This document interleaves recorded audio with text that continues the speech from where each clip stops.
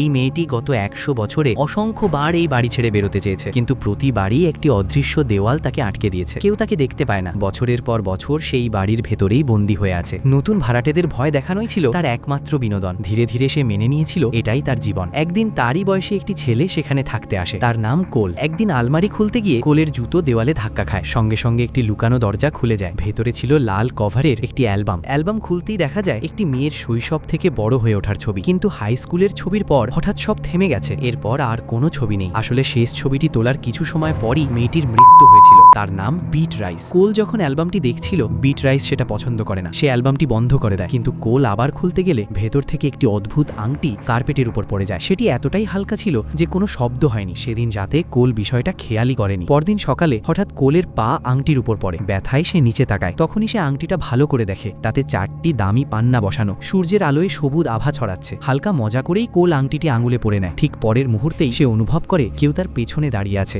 ঘুরে তাকাতেই সে বিট রাইসকে দেখতে পায়। তখনই কোল বুঝে যায় আংটিটি পড়লেই সে দৃশ্যমান হয়। ভয়ে সে সঙ্গে সঙ্গে আংটি খুলে ফেলে। আবার অ্যালবাম খুলে দেখে ঠিক যে মুখটা ছবিতে ছিল সেটাই তার সামনে দাঁড়িয়েছিল। এই সময় মেঝেতে পড়ে থাকা আংটিটি ধীরে ধীরে বাতাসে ভাসতে শুরু করে। কোল কাঁপতে কাঁপতে আবার আংটিটি পরে নেয়। ১০০ বছরে এই প্রথম কেউ বিট রাইসকে দেখতে পাচ্ছিল। বিট রাইস অনুরোধ করে আংটিটি যেন আর না খোলা হয়। কোল ভয় পেলেও সাহস করে জানতে চায় তার সঙ্গে কি হয়েছিল। বিট রাইস জানায় বহু বছর আগে সে একটি মিউজিয়াম থেকে এই আংটিটি নিয়েছিল, কিন্তু বেরোনোর সময় এক দুর্ঘটনায় তার মৃত্যু হয়। পরের মুহূর্তেই সে নিজেকে নিজের ঘরে আবিষ্কার করে। তারপর থেকেই সে এই বাড়িতে আটকে আছে, কখনো বাইরে যেতে পারেনি। বিট রাইস চায় কোল যেন তার সঙ্গে কথা বলে, কিন্তু কোল পরিষ্কার জানিয়ে দেয় সে কোনো আত্মার সঙ্গে বন্ধুত্ব করতে চায় না। সে প্রস্তাব দেয় দুজন যেন একে অপরকে উপেক্ষা করে। বিট রাইস এতে রাজি হয়। কোল পড়াশোনা করার সময় বিট রাইস ইচ্ছে করেই শব্দ করে তাকে বিরক্ত করে। তবুও সময়ের সাথে সাথে তাদের কথাবার্তায় একটা মিল ধরা পড়ে। দুজনেই সঙ্গীত পছন্দ করে। বিট রাইস ছিল একটি সঙ্গীত প্রেমী পরিবারের সন্তান।